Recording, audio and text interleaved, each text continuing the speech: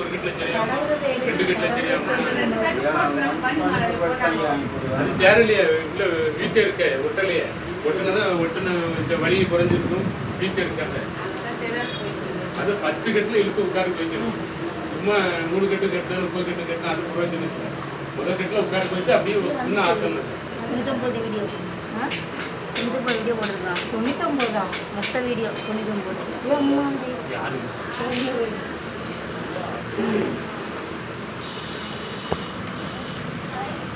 views 4 views 7 பேர் பார்த்துட்டாங்க அங்க தள்ளி போய் எல்லாம் இது ஒண்ணுமே தெரியல மூஞ்சி தெரியல அவங்க அண்ணாச்சி மகன் தெரியும் சரிக்காத நேரம் வச்சு இங்க தெரியவே இல்லை